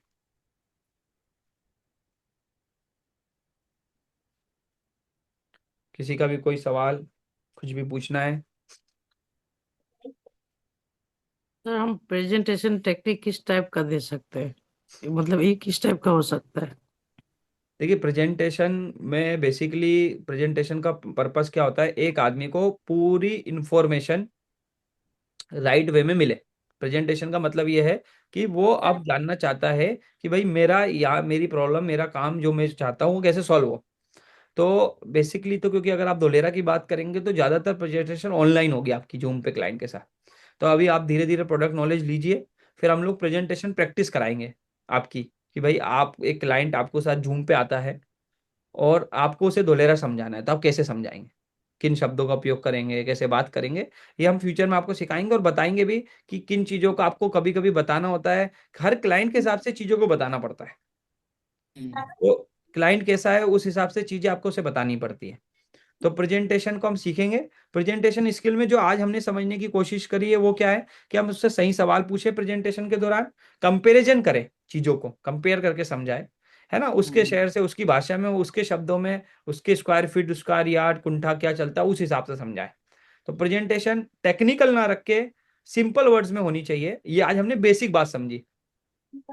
तो इसमें और एक कस्टमर अगर बोलता है कि मान लीजिए हम पटना से हैं, तो हाँ, हम वहाँ पे गुजरात में क्यों लेंगे लैंड? लैंड लेना होगा पटना में लेंगे, पटना भी राजधानी है, यहाँ पे मेट्रो भी आ गया, सब कुछ यहाँ बिल्कुल पे भी अवेलेबल है। तो बिल्कुल, हम बहुत। गुजरात क्यों जाएंगे? हाँ, ऐसा वो सवाल पूछ सकता है। तो अब ये सवाल वो प्रेजेंटेशन के बीच में भी पूछ सकता है, ये सवाल वो फोन पे भी पूछ सकता है फर्स्ट कॉल पे। तो अगर वो फर्स्ट कॉल पे ये सवाल पूछता है तो दो ऑप्शन है, आप इसको जवाब फोन पर भी दे सकते हो, या आप उससे बोल सकते हो, सर मैं अभी आपसे इन्वेस्ट करने का नहीं बोल रहा हूँ, लेकिन मैं आपसे ये बोल रहा हूँ, अगर आपको इस मैं क्लियरिटी दे दूं कि आपको पटना से अच्छा रिटर्न, अगर आपका रिटर्न का पर्पस है सर, अगर आप अपने पैसे को ग्रो करना चाहते हो, अगर आपको लगता है कि भाई मैं पटना में कोई इन्वेस्टमेंट करूंगा वो दोगुनी या चार गुनी हो सकती है, तो सर मैं ये गारंटी दे सकता हूं, अगर आपका पटना में इन्वेस्टमेंट 4 गुना हो रहा है तो धोलेरा में उतनी ही टाइमलाइन में आपका इन्वेस्टमेंट 7 से 8 गुना होगा। अब ये कैसे होगा, क्यों होगा, ये मेरे पे विश्वास मत करिए। आप आधे से 1 घंटे का मुझे टाइम दीजिए, मैं आपको एक राइट इन्फॉर्मेशन और एक राइट प्रेजेंटेशन देता हूं, जहां आप खुद कहेंगे कि हाँ, इस शहर में अगर इन्वेस्टमेंट कर लिया जाए तो मेरा फंड 8 गुना होगा, 5 गुना होगा, 7 गुना होगा, पटना से ज्यादा ग्रो करेगा। इफ अगर आप इन्वेस्टर है तो, अगर आप लॉन्ग टर्म विजन रखते हैं तो। और आप सर, दो तरह के इन्वेस्टर होते हैं, एक शॉर्ट टर्म विजन रखते हैं, एक को सिर्फ पैसा पड़ा है इन्वेस्ट करना, उनको रिटर्न से कोई लेना देना नहीं है। एक इन्वेस्टर स्मार्ट होते हैं, अब उसकी आप तारीफ कर रहे हैं कि एक इन्वेस्टर स्मार्ट होते हैं जो राइट अपने पैसे का बेस्ट उपयोग निकालना चाहते हैं, है ना सर। बहुत सारे लोग हैं, आपने देखा होगा, जो बेस्ट इन्वेस्टर है वो पटना में रहते हैं और भी अलग अलग जगह इन्वेस्ट करते हैं, क्योंकि उन्हें पता है अभी राइट टाइम है, राइट लोकेशन है, राइट प्राइसिंग है। तो सर दोलेरा एक ऑप्शन है राइट प्राइसिंग का। अपन एक प्रेजेंटेशन करते हैं आधे 1 घंटे की, जहां मैं आपको बताने का प्रयास करता हूं, दिखाता हूं, समझाता हूं, अगर समझ में आएगा तो बात करेंगे, नहीं तो सर पटना तो आपके पास ऑप्शन है ही, जी सर। पटना तो ऑप्शन है ही। एक प्रेजेंट तो यहाँ आप उसे प्रेजेंटेशन की तरफ भी मूव कर सकते हो, और आप फोन पे समझाओगे तो वो ना, वो कन्विंस नहीं होगा, क्योंकि फोन पे से लगेगा बेच रहे हो। तो आप बोले सर आप बिल्कुल सही हो, पटना करना चाहिए सर, पटना तो बहुत अच्छा शहर है और इन्वेस्टमेंट के लिए। लेकिन सर दो तरह के शहर है, एक जो ग्रीन फील्ड है अभी, जहां पर बहुत सस्ते दाम है, जो शायद कभी पटना भी था, पटना के आसपास का बहुत एरिया सर ग्रीन फील्ड था, खाली था, वहां कुछ भी नहीं था, आज दाम कई गुना बढ़ चुके हैं। तो सर अगर आपको 1 गुना रिटर्न लेना है, आपको कोई ज्यादा रिटर्न की उम्मीद नहीं है, आपका ज्यादा रिटर्न में इंटरेस्ट नहीं है, आप सिर्फ ऐसे ही इन्वेस्ट करना चाहते हैं कि पैसे पड़े हैं, रिटर्न वाला मुद्दा नहीं है, तो sir Patna is good choice. But अगर आप ग्रीन फील्ड इन्वेस्टमेंट को समझते हैं, आप राइट टाइम पे, राइट प्राइस पे, राइट प्लेसमेंट पे इन्वेस्टमेंट करना समझते हैं, तो सर आपके लिए धोलेरा एक लोकेशन है। सर 30-40 मिनट का टाइम दीजिए, मैं प्रयास करता हूँ क्यों पटना की जगह धोलेरा इन्वेस्ट करना चाहिए। अगर आपको समझ आएगा तो आगे बात करेंगे, नहीं तो सर कोई बात ही नहीं है। तो ऐसे अलग अलग वे में, अलग अलग भाषा में, अलग अलग तरीके से आप उसको ये कन्विंस कर सकते हैं कि समझिए। मैं अभी आपको फोन मैंने इसलिए ही किया है कि पहले हम ये समझते हैं वाई। तो फर्स्ट कॉल पे ही समझा देंगे तो सुन लेगा, हाँ हाँ करेगा, अगले दिन फोन नहीं उठाएगा। थोड़ा उससे टाइम मांगेंगे, सर टाइम दीजिए, थोड़ा क्लियरिटी देता हूँ, थोड़ा समझाइए भी, और थोड़ा टाइम भी लीजिए, पूरा मत समझा दीजिए कि उसका इंटरेस्ट ही खत्म हो जाए। क्लियर है? और कोई सवाल, अभिषेक गुप्ता जी? हेलो। यस। हाँ जी, good evening sir, Radhe Radhe. Radhe Radhe sir, बताइए। सर मैं ये कह रहा था कि अगर हम जैसे नॉर्मल कस्टमर के पास जा रहे हैं, मतलब कोई इन्वेस्टर है, अगर हम्म उसके पास जा रहे हैं और 1-to-1 मीटिंग कर रहे हैं डायरेक्ट, विदाउट इंटरनेट के थ्रू और लीड्स के थ्रू, फिजिकल कर रहे हैं, राइट। फिजिकल मीटिंग कर रहे हैं, तो ठीक है, फिजिकल मीटिंग में हमें क्या क्या उसको पहले बतानी चाहिए चीजें? Very good. देखिए, फिजिकल मीटिंग में अगर हम पहले बस क्लाइंट के पास जा रहे हैं तो दो बातें, या तो क्लाइंट का इंटरेस्ट नहीं है, हम उसके अंदर इंटरेस्ट पैदा करने जा रहे हैं, हाँ जी। या उसका इंटरेस्ट था, उसने ही हमें बुलाया है। हाँ जी। दोनों प्रेजेंटेशन बहुत डिफरेंट हो जाएगी। मान हम्म। लीजिए अभी हम फर्स्ट टाइम जा रहे हैं, तो हमें अभी कोई भी बेचने की, प्रोडक्ट की बात नहीं करना चाहिए, हम उसके अंदर इंटरेस्ट पैदा करने जा रहे हैं। तो नॉर्मली जो पहली चर्चा होती है कि क्या हालचाल है, कैसा है, कुछ बजट है, हमें धोलेरा की तारीफ करनी है पहली प्रेजेंटेशन में।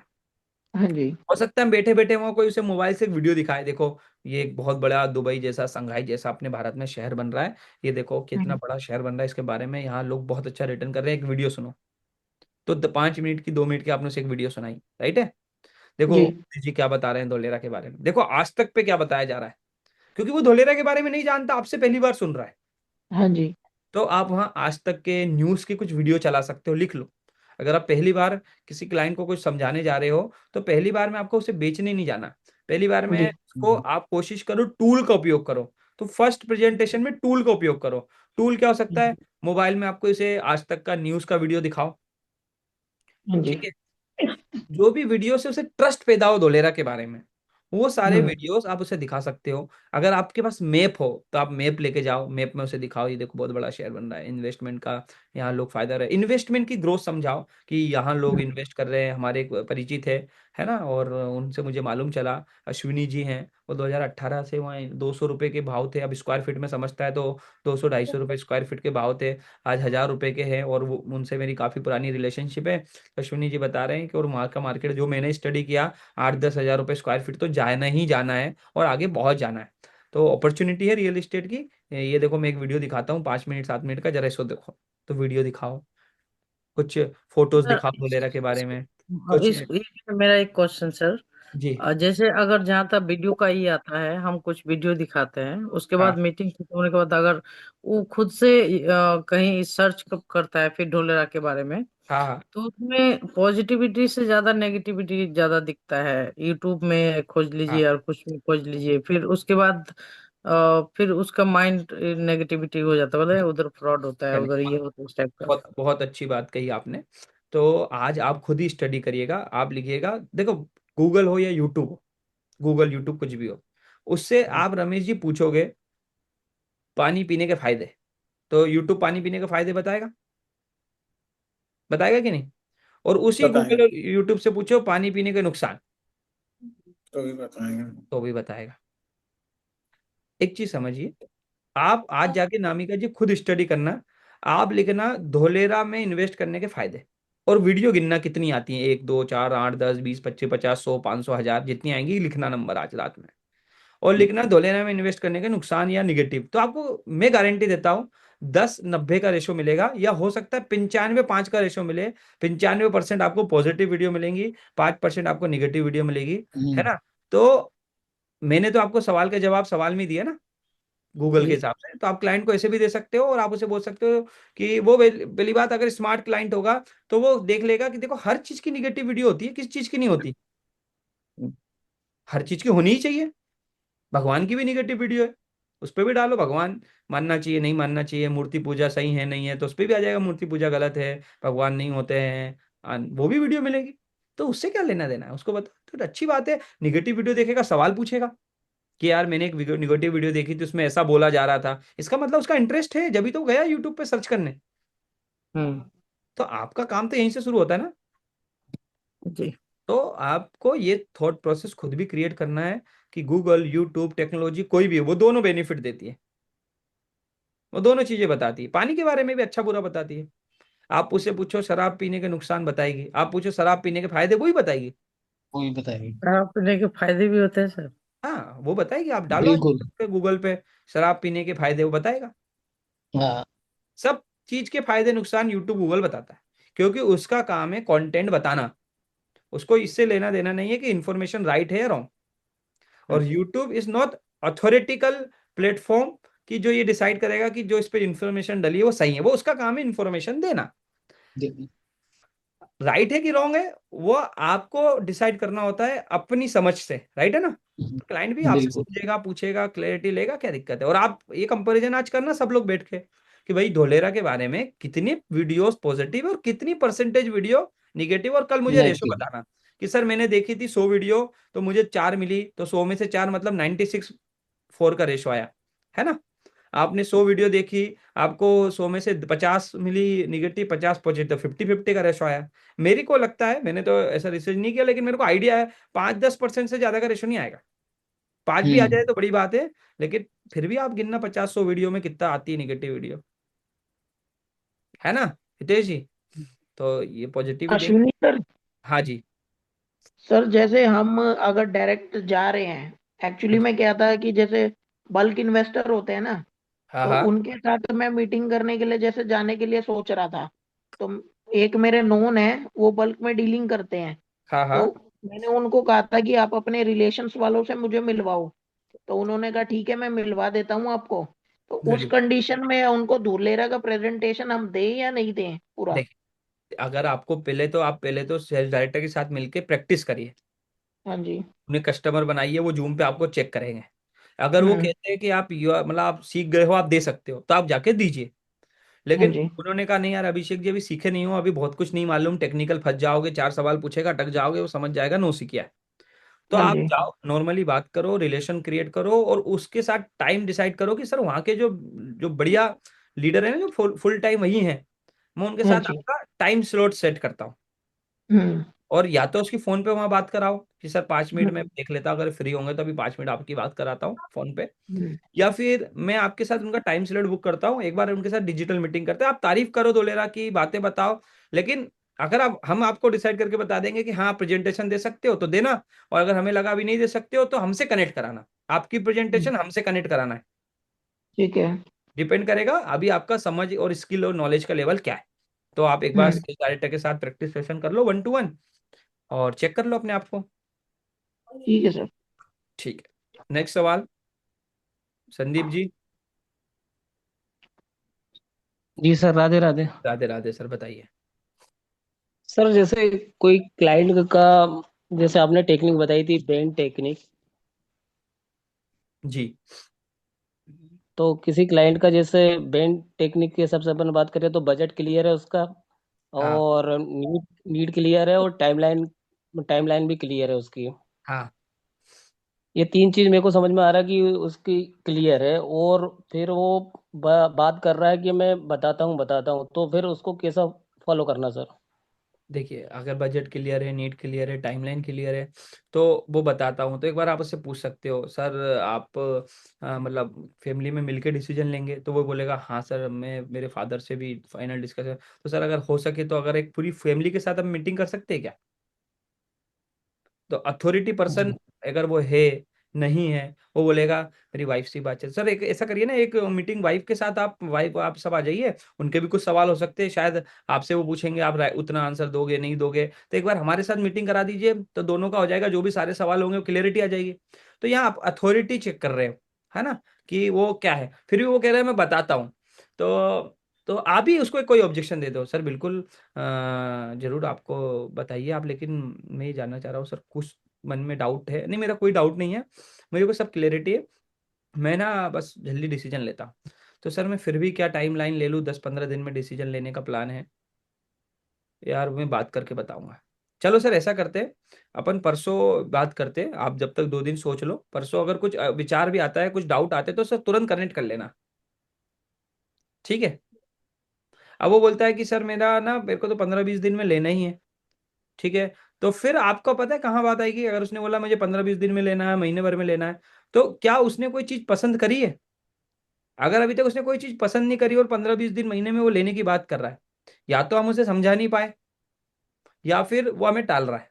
तो ये सब चीजें ना, पहली अगर स्टेप खराब हो गई तो बाकी स्टेप सब खराब हो जाएगी। तो पूरे स्टेप बाय स्टेप प्रोसेस है सेल्स, आप जहां मिस कर जाओगे बाकी के स्टेप्स में फिर बहाने आएंगे।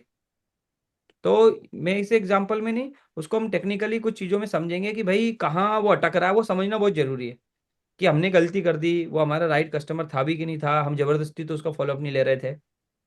ठीक है संदीप जी।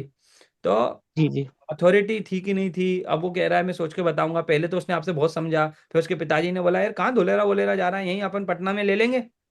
तो आपसे गलती क्या हो गई, आपने जाना ही नहीं कि वो पिताजी डिसीजन लेंगे कि वो लेगा। जी तो आप बाद में वो, अच्छा वो ये भी नहीं बोल रहा पिताजी मना कर रहे हैं, वो कह रहा है बताऊंगा, बताना उससे कुछ भी नहीं, बाद में आपको फोन नहीं उठाना है।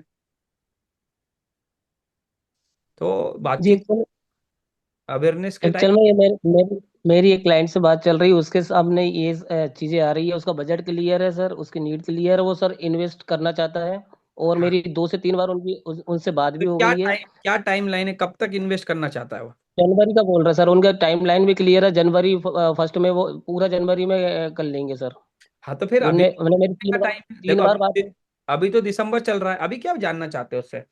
अभी तो जनवरी में डिसाइड कर चुका ना, तो अभी तो वो यही बोलेगा जी जनवरी तक आने दो बताता हूँ, प्रेजेंटेशन करवा दी उसकी।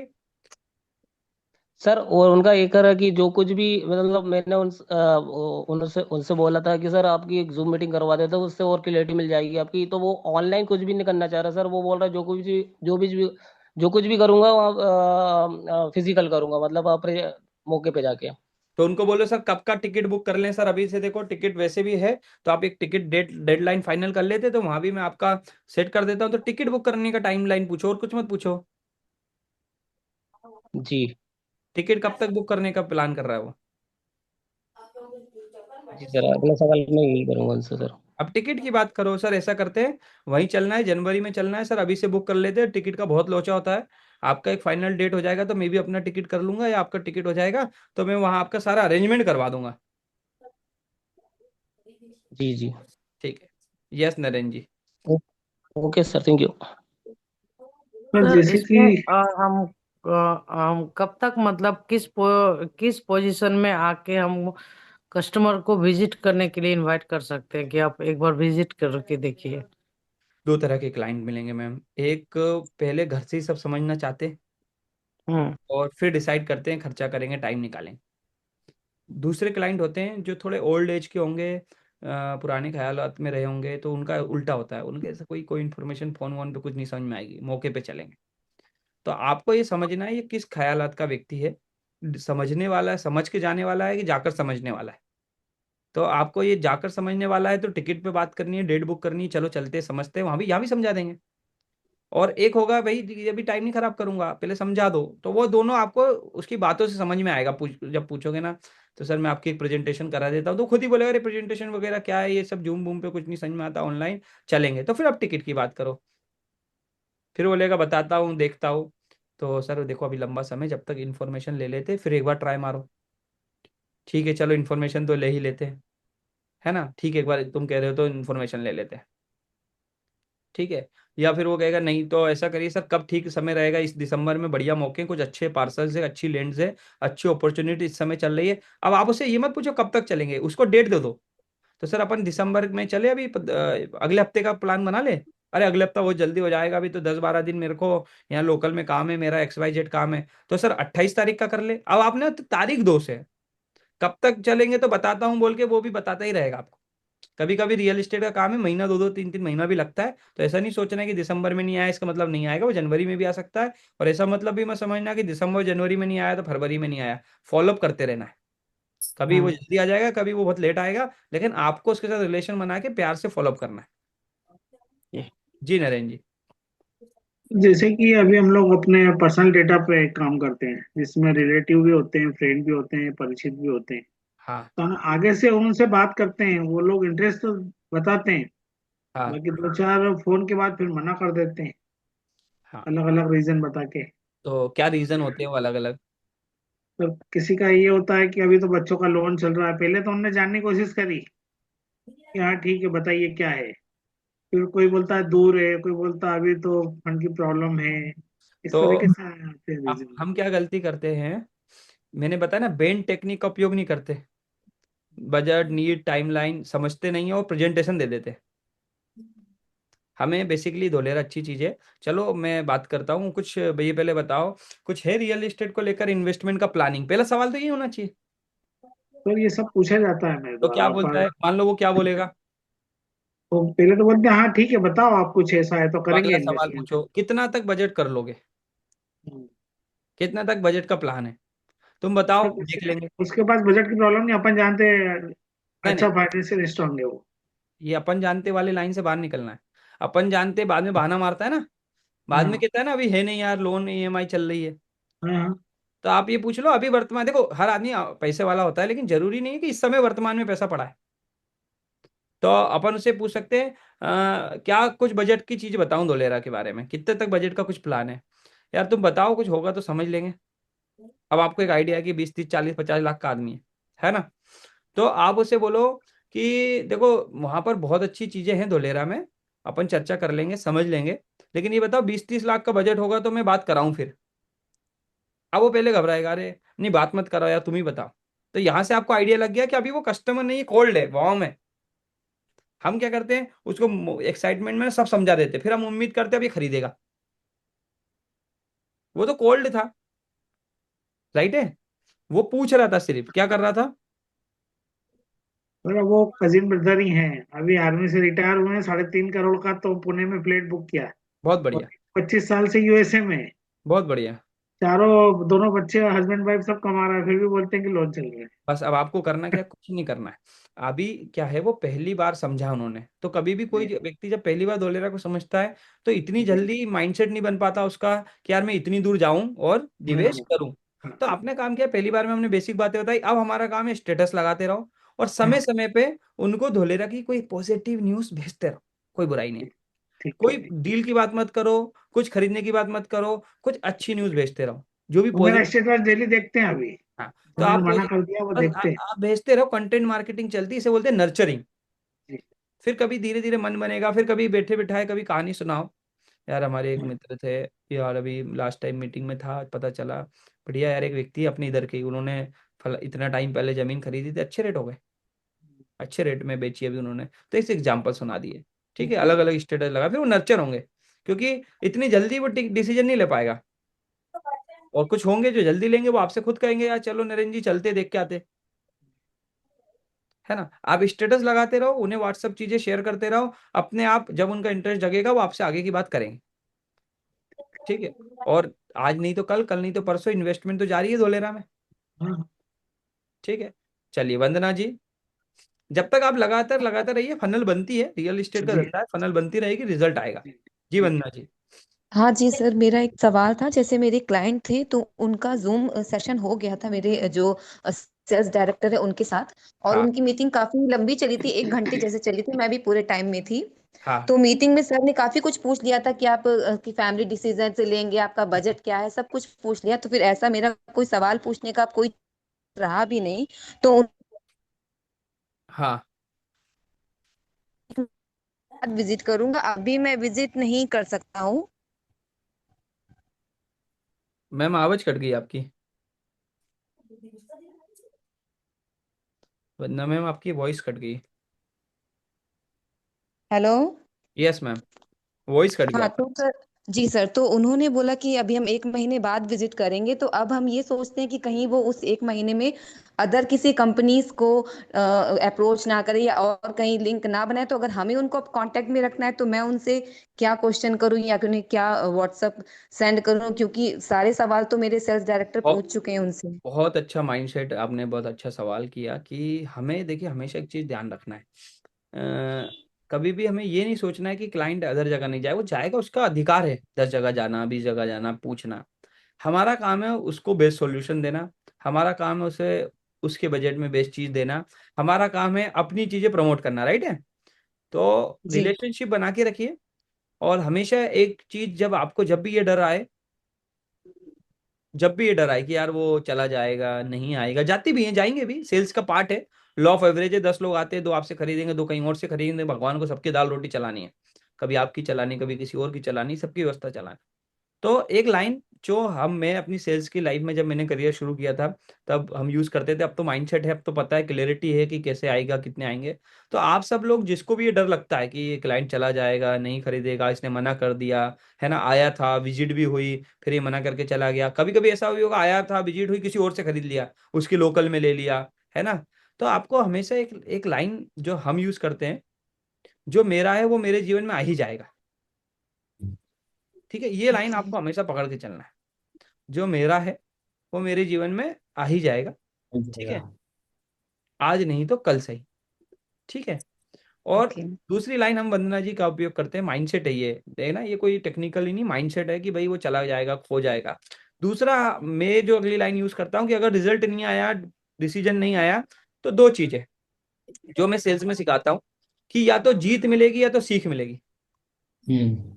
या तो क्लोजिंग होगी या तो नहीं होगी। अगर हुई तो जीत गए, नहीं हुई तो सीखना है, क्यों नहीं ठीक है। हुई, कहाँ गड़बड़ कर दी, सीखने का मिलता है। भगवान दो चीजें देगा, एक क्लाइंट से रिजल्ट देगा, पैसा मिलेगा, दूसरे क्लाइंट से ये सीखने को मिलेगा मैंने कहाँ गलती करी, बस एनालिसिस करना है। तो जीतना सीखना दोनों करना है। हमेशा जीतने का हम्म। मौका नहीं मिलेगा, सीखने का भी मिलेगा। तो डरना नहीं है, जितना आप निगेटिव एनर्जी को मार करते हो कुदरत में, उतना ही निगेटिव होता है, जैसा सोचोगे वैसा होगा। है ना। जब भी आपने बच्चे को बोला है यहाँ उंगली मत करना, इस गेट पे लग जाएगी, वो वहीं लगती है उसको, क्योंकि उसके माइंड में नई मतलब नहीं समझ में आता। ऐसे ही सबकॉन्शियस माइंड को, इस दुनिया को नहीं समझ में आता। आप जब मन में विचार करते हो चला जाएगा, खो जाएगा, 4 लोगों से बात करेगा, तो पक्का उसके अंदर ये विचार चला ही जाता है कि यार 2 लोगों से और बात कर लूं, वो कर भी लेता तो है। तो व्हाट्सएप पर सुने असर, उन्हें अपडेटेड जैसे कुछ न्यूज आ रही वो इट मीन्स यस, उन्हें भेजते हैं तो वो टच में रहेंगे। रिलेशन में रखिए। कुछ नई न्यूज आई भेजिए, आपको कोई अच्छी वीडियो लगी कि बढ़िया है भेजिए, कोई इन्फॉर्मेशन आई वो भेजिए। ठीक है। अब जैसे अब दो ओके। चीजें, या तो वो घर ऑनलाइन खरीदने वाला है या विजिट की बात कर रहा है। तो अगर आपको लग रहा है विजिट जाके करेगा तो विजिट की डेट अपॉइंट कराइए कि विजिट की डेट कब फाइनल हो रही है। और कुछ, कभी जरूरी नहीं हर बार धोलेरा ही भेजे। कभी आप ऐसा भी हो सकता है, मान लीजिए गांधी जयंती है तो गांधी जयंती भेजिए, दिवाली है तो ओके। दिवाली विश करिए, राइट है। जी कोई जी बिल्कुल। अच्छा सा कोटेशन, कोई अच्छी सी बात आपको लगी, है ना। आप उनके नेचर को भी धीरे धीरे, जब आप कस्टमर से बात करते हो उसका स्टेटस देख के उसका नेचर समझ में आता है कि वो राधे राधे वाला है, तो कुछ राधे राधे भेजिए, है ना। अगर वो कुछ और है तो उसको उस तरह की कोई चीज भेजिए। कोई स्पिरिचुअल, आपको उसका स्टेटस देख के लगा वो थोड़ा स्पिरिचुअल है तो कुछ स्पिरिचुअल लाइन भेजिए। तो रिलेशन बनाने के तरीके, है ना। ओके आपने ठीक स्टेटस जी। देखा, स्टेटस पे आपने देखा आज उसके ने फोटो डाला हुआ है, एनिवर्सरी थी उसके घर में, कोई प्रोग्राम है या कुछ था, तो नाइस फैमिली, ठीक है, नाइस फोटो, इस तरह से रिलेशन क्रिएट करिए। ठीक है। ओके ओके मैं अगर समझ गई जी। हो सके तो मैं जो पहले ही प्रोफाइल करता था कि मैं कोशिश करता था कि जैसे मेरे पास क्लाइंट कनेक्ट हो गया, तो मैं कोशिश करता था उसकी फेसबुक प्रोफाइल में जाना, उसका नाम ढूंढ के उसकी फेसबुक प्रोफाइल देखता था कि वो फेसबुक पे क्या डालता है। उससे उसका आइडिया ओके। लगता है, उसका इंटरेस्ट का आइडिया लगता है ना, उसके बारे में समझ में आता है, तो उससे रिलेटेड कुछ डालिए। तो रिलेशनशिप क्रिएट करने के लिए बहुत सारे तरीके होते हैं। कभी कभी ये रिलेशनशिप ओके। लंबे समय तक क्रिएट करनी पड़ती है, क्योंकि बंदा 2 4 6 महीने लेता है। बहुत सारे तरीके से आप उसको कनेक्ट, जो हमेशा बिजनेस की चीजें डालेंगे तो प्रोफेशनल रिलेशन कनेक्ट होगा। बिजनेस के साथ साथ कुछ हेल्दी चीजें डालेंगे, और एक एक उसको पसंद आने वाली चीजें डालेंगे, तो रिलेशनशिप थोड़ी पर्सनल भी होती है, प्रोफेशनल भी होती है, उससे रिजल्ट ज्यादा आता है ना। ये सर कुछ नई चीज सीखी है, मुझे ये सही लगा काफी। करिए, बढ़िया लगेगा, उसको भी अच्छा लगेगा, वो भी रिलेशन बनाएगा, नहीं भी खरीदेगा तो रेफरेंस देगा, है ना। एक रिलेशनशिप, हेल्दी बिल्कुल। रिलेशनशिप क्रिएट होगी। Okay thank you. चलिए, धन्यवाद, है ना। तो ध्यान रखिए, जैसे एग्जांपल में क्लाइंट अगर जैन धर्म से, तो उनके कोई त्योहार आ रहे हैं तो उससे रिलेटेड कुछ डाल दीजिए। मुस्लिम धर्म से तो उनका कोई त्योहार आ रहा है तो वो डाल दीजिए। हिंदू धर्म से तो वो डाल दीजिए। महाराष्ट्र से आया तो महाराष्ट्र का कोई त्योहार होता होगा, तो अगर वो आपको मिल जाए, इन्फॉर्मेशन हो तो वो डालिए। नहीं होता तो कुछ जनरल चीजें जो सबके लिए देशभक्ति वाली चीजें हो गई है ना, वो डालिए। ठीक है। दोलेरा भी बीच बीच में डालिए कभी कभी। मैं बस यही सोच रही थी क्योंकि 10 दिन से मेरी उनकी कोई बात ही नहीं हुई। अब मैं सोच रही हूँ कि अगर मैं धोलेरा का ही डालूंगी तो उनको लगेगा मैं उनको प्रेशराइज कर रही हूँ। वह हाँ, वही वही मैं सोच रही थी। तो अभी देखिए आने इस समय क्या आ रहा है अभी क्रिसमस आ रहा है, अभी देखिए वो क्रिसमस एंजॉय करते हैं तो वो डालिए। कुछ अच्छी पॉजिटिव थॉट्स हो सकती है, सुबह सुबह कोई बढ़िया थॉट्स हो सकती है ना, जो आपको भी पसंद आ रही है, आपको लगता है ये तो सबको शेयर करनी चाहिए, वो थॉट भी डाल सकते हैं। ठीक है। तो ऐसे जी जी बिल्कुल। रिलेशनशिप ऐसे क्रिएट होती है।